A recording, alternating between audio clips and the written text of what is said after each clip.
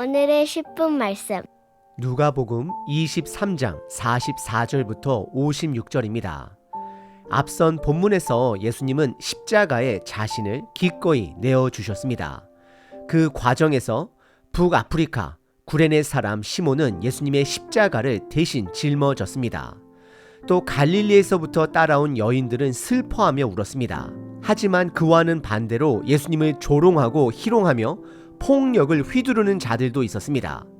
그럼에도 불구하고 예수님은 두 가지 행동을 하셨습니다. 첫째, 저들이 하나님을 알지 못해서 저지른 일이라며 하나님께 그들을 용서해달라고 기도하셨습니다. 둘째, 십자가 위에서 한 강도가 예수님께 구원을 간청했을 때 예수님은 죽기 직전까지도 그 영혼을 구원하셨습니다. 이제 오늘 본문은 예수님의 죽음 사건을 다룹니다. 예수님은 아침 9시에 십자가에 달리셨습니다. 시간이 흘러 정오 곧 12시가 되었을 때 두 가지 일이 일어납니다. 하나는 땅에 어둠이 덮였고 다른 하나는 성전 안 가장 거룩한 장소로 여겨지는 지성소의 휘장이 한가운데로 찢어집니다. 그리고 오후 3시경 예수님은 큰 소리로 외치며 마지막 말씀을 하십니다. 아버지, 내 영혼을 아버지 손에 부탁하나이다. 이 말씀을 남긴 후 예수님은 운명하셨습니다. 예수님의 죽음은 단순히 탈진이나 약화로 인한 수동적인 죽음이 아니었습니다. 예수님은 자신의 영혼을 의지를 담아 아버지께 맡기셨습니다. 그래서 큰 소리로 외치신 것입니다. 이 죽음은 예수님을 따르려는 모든 우리에게 깊은 울림을 줍니다. 우리도 죽음의 순간에 예수님처럼 하나님께 영혼을 맡기며 복된 죽음을 맞이하시길 바랍니다. 예수님은 단지 고난을 당하신 분이 아니라 능동적으로 자기를 헌신하셨고 복음의 길을 끝까지 살아내셨습니다. 그리고 오늘 본문에는 십자가 아래서 사람들의 반응도 등장합니다. 이들은 예수님이 다시 살아나실 것을 전혀 기대하지 못했습니다. 하지만 반응은 각기 달랐습니다. 로마의 백부장은 예수님의 죽음을 지켜본 후 이 사람은 정녕 의인이었다라고 고백합니다. 또 갈릴리에서부터 따라왔던 여자 제자들은 십자가에서의 죽음뿐 아니라 예수님의 시신이 안치된 무덤의 위치까지 끝까지 지켜보았습니다. 그리고 아리마대 사람 요셉은 지금까지는 제자임을 숨기고 있었지만 이때 자신의 정체를 드러냅니다. 그는 사내들인 즉 유대인의 최고 의결기관 소속으로 약 70명 중 한 사람이었습니다. 그가 예수님의 제자였음을 밝힌 것은 당시 사회적으로 큰 충격이었을 것입니다. 오늘 본문은 우리에게 두 가지 질문을 던집니다. 첫째, 예수님께서 십자가에 달려 계실 때 나타난 두 가지 징조의 의미입니다. 하나는 자연적 징조인 어둠이고 다른 하나는 종교적 징조인 휘장이 찢어진 것입니다. 이것이 우리에게 말해주는 것은 무엇일까요? 둘째, 여자 제자들과 요셉의 행동은 예수님의 부활을 이해하지 못한 상태에서 드러난 반응이었습니다.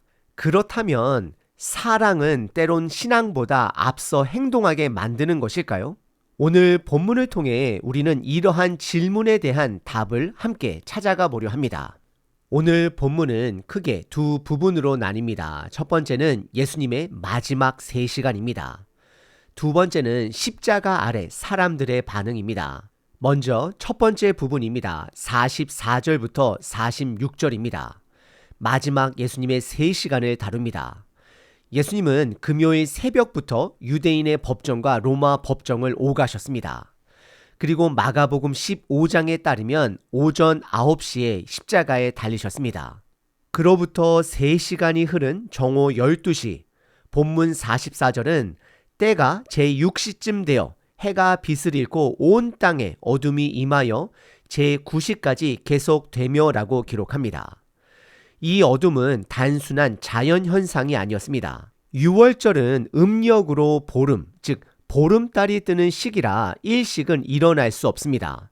따라서 이 어둠은 초자연적인 현상이며 하나님의 직접적인 개입이 있었던 것입니다.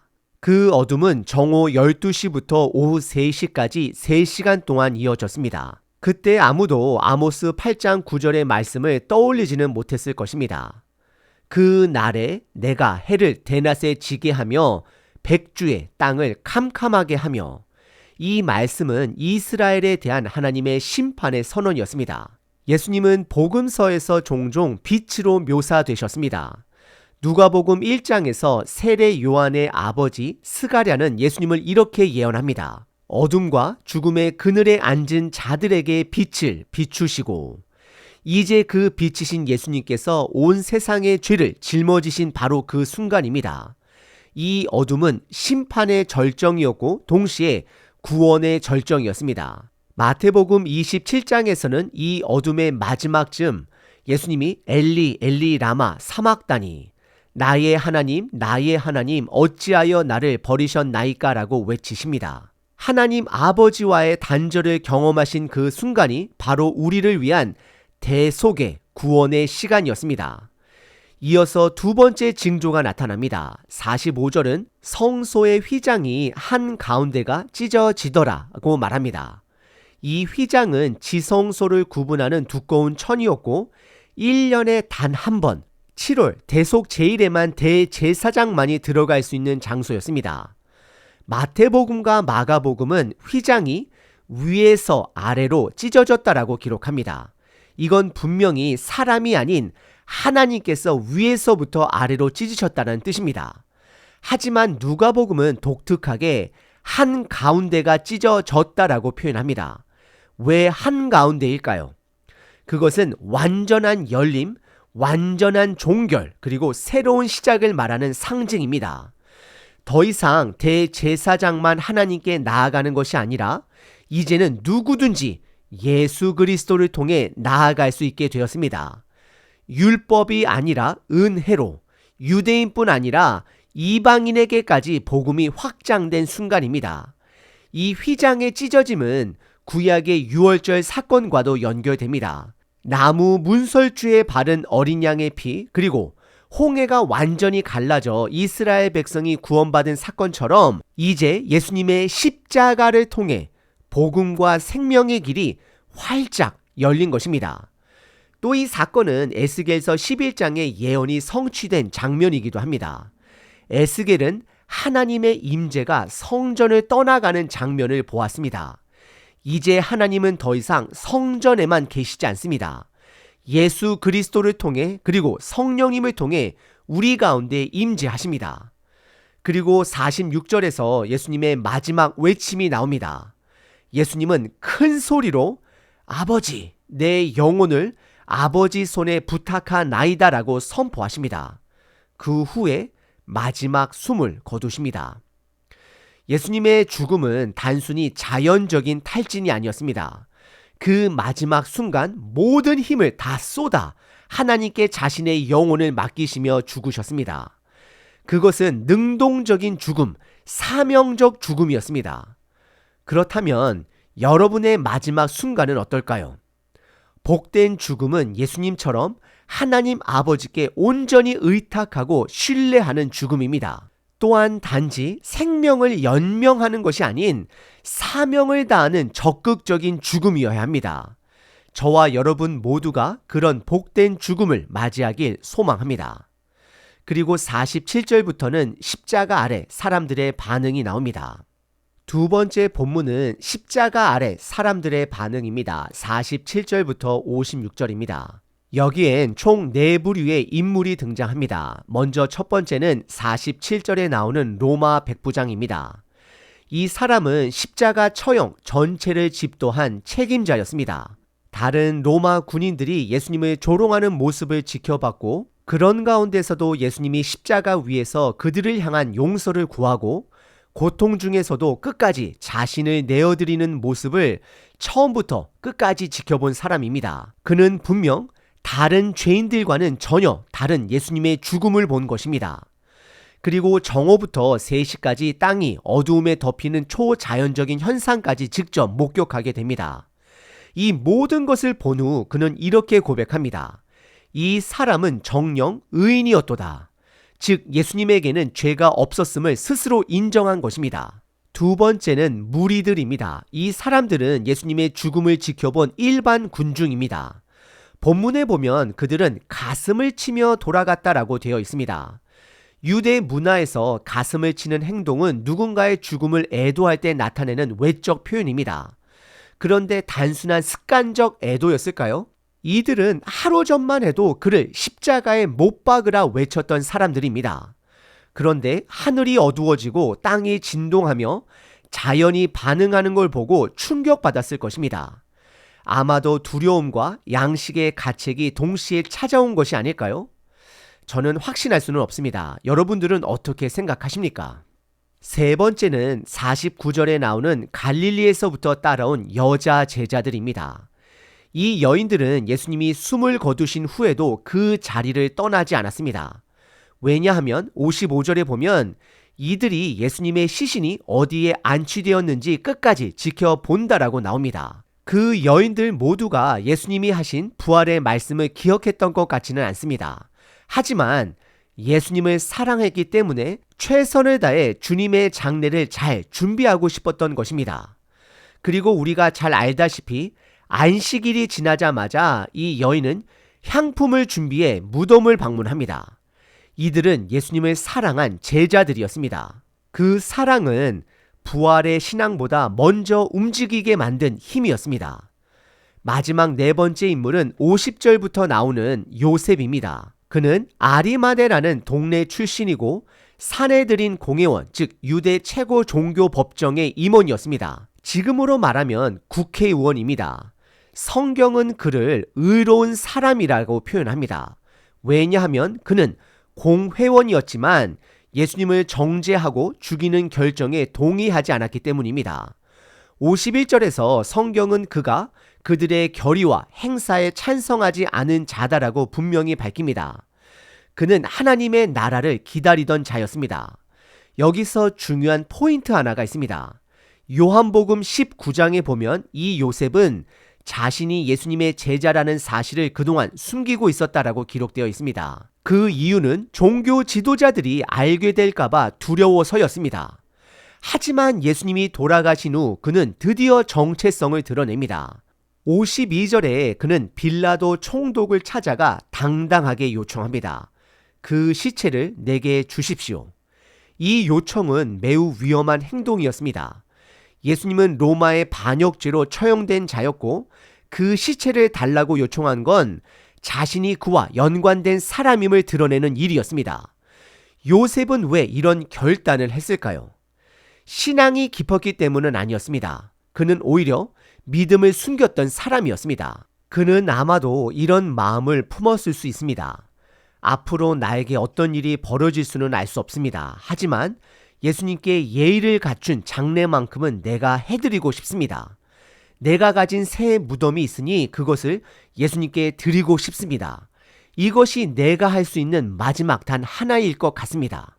그는 이런 마음을 가지고 52절 빌라도 총독에게 당당하게 나아갑니다. 십자가형을 받고 죽은 죄인의 시신을 내어달라고 요청합니다. 그렇게 예수님의 시신을 받아 53절에서 세마포로 정성껏 싸고 아무도 장사한 적이 없는 자기의 새 무덤에 예수님을 모십니다. 그리고 요한복음 19장을 보면 예전에 한밤중에 사람들의 눈을 피해 예수님을 찾아왔던 니고데모도 이때 함께 등장합니다. 그 역시 사내들인 공회원이었습니다. 이 두 사람은 자신들이 이런 행동을 하면 어떤 일이 벌어질지 분명히 알고 있었습니다. 그들은 공회원에서 퇴출당할 것입니다. 그런데도 왜 그들은 이미 죽은 예수님 앞에서 이렇게까지 했던 것일까요? 이미 사도들은 다 도망친 상태였습니다. 그들은 더 이상 예수님을 통해 높은 자리를 기대하거나 누가 더 크냐를 두고 다툴 수 있는 상황이 아니었습니다. 하지만 이 두 제자는 예수님이 돌아가신 후 자신들이 예수님의 제자였음을 만천하에 드러냅니다. 무엇 때문이었을까요? 바로 예수님을 사랑했기 때문입니다. 결국 신앙생활은 관계입니다. 그들은 신앙의 깊이와 상관없이 예수님을 진심으로 사랑했던 자들이었습니다. 그리고 갈릴리에서부터 따라온 여자 제자들처럼 그들도 자신이 할 수 있는 최선의 행동을 한 사람들이 됩니다. 신앙은 예수님과의 관계입니다. 그저 종교적 지식이나 의무가 아닙니다. 예수님이 돌아가신 날은 금요일입니다. 그래서 54절, 해가 지기 시작하면서 안식일이 들어갑니다. 55절, 여자 제자들도 안식일이 시작되기 전에 예수님의 무덤이 어디 있는지 정확히 확인합니다. 그리고 안식일을 지키기 위해 돌아갑니다. 그리고 56절, 안식일이 끝나자 이 여인들이 예수님을 위해 향품을 준비합니다. 그들이 할 수 있는 마지막 사랑의 표현을 준비한 것입니다. 오늘 본문은 예수님께서 아침 9시에 십자가에 달리신 이후 그로부터 3시간이 지나 정오에 벌어진 사건부터 무덤에 안치되기까지의 과정을 저자 누가가 사실에 근거하여 정직하게 기록하고 있습니다. 그 속에 우리는 3가지 중요한 메시지를 만나게 됩니다. 첫째, 예수님의 죽음은 단순한 탈진이 아닙니다. 모든 힘을 다 쏟아내신 최선을 다한 죽음입니다. 십자가 위에서 예수님은 큰 소리로 외치며 아버지, 내 영혼을 아버지 손에 부탁하나이다 라고 선포하셨습니다. 이건 그냥 생명이 멈춘 죽음이 아닙니다. 마지막까지 사명을 다해 능동적인 죽음입니다. 우리의 삶도 그렇게 되어야 합니다. 연명하는 인생이 아니라 소명을 따라 모든 것을 드리는 삶이 되어야 합니다. 둘째, 십자가 아래 있었던 사람들의 반응입니다. 로마 백부장은 예수님의 죽음을 지켜보고 이 사람은 정녕 의인이었도다 라고 고백합니다. 유대교의 메시아 사상과도 복음과도 거리가 멀었던 이방인이었습니다. 하지만 그는 예수님 안에서 뭔가 다른 죽음을 본 것입니다. 복음은 그런 사람에게도 이방인에게도 모든 사람에게 열린 문입니다. 예수님의 십자가는 모든 이들을 향한 구원의 문이 되셨습니다. 셋째, 예수님을 사랑했던 이들의 반응입니다. 갈릴리에서부터 따라온 여자 제자들은 끝까지 예수님의 무덤 자리를 지켰습니다. 남자 제자들은 어디 간 것일까요? 그들은 부활의 약속을 분명히 이해하지는 못했을 것입니다. 하지만 사랑하는 마음 하나로 움직였습니다. 그리고 우리가 예상하지 못한 사람, 사내들인 공회원 아리마대 사람 요셉이 등장합니다. 그는 그동안 두려워 감췄던 자신의 정체, 예수님의 제자였다라는 사실을 이제는 감추지 않습니다. 그는 예수님의 죽음을 보고 결단합니다. 총독 빌라도에게 나아가 시신을 달라고 당당하게 요청하고 자신이 준비해 두었던 아무도 쓰지 않은 새 무덤을 예수님께 드립니다. 사실 그의 신앙이 얼마나 깊었는지는 모르겠습니다. 요한복음 19장에 보면 그는 유대 지도자들이 두려워서 예수님의 제자라는 걸 숨겼던 사람입니다. 하지만 그럼에도 불구하고 그가 받은 사랑을 예수님의 죽음 앞에 사랑으로 반응합니다. 신앙이 약할 때도 사랑은 여전히 뜨겁게 살아 움직일 수 있습니다. 아리마대 요셉처럼 말입니다. 여러분들은 예수님을 사랑하고 계십니까? 아니면 그저 종교적 인물로만 대하고 계십니까? 만약 우리가 예수님을 사랑하고 있다면 신앙의 깊이와는 상관없이 예수님을 위해 지금 내가 할 수 있는 단 한 가지는 무엇인지 생각해 보셔야 합니다. 복음은 관계입니다. 오늘 하루 예수님과의 관계를 다시 한번 돌아보는 하루가 되시길 바랍니다. 요한복음 21장 17절 세 번째 이르시되 요한의 아들 시몬아 내가 나를 사랑하느냐 하시니 주께서 아시나이다. 내가 주를 사랑하는 줄 주께서 아시나이다. 주님, 십자가 위에서 끝까지 자신을 내어주신 예수님의 사랑을, 그 죽음을 기억합니다. 그 어둠 속에서도 주님은 아버지께 영혼을 맡기셨습니다. 저도 제 삶을 하나님께 맡기게 하소서. 여인들처럼 끝까지 따르게 하시고 요셉처럼 주님을 위한 용기를 내게 하소서. 신앙보다 앞선 사랑으로 오늘도 주님께 반응하게 하소서. 예수님의 이름으로 기도드립니다. 아멘. 항상 기뻐하라. 쉬지 말고 기도하라. 범사에 감사하라.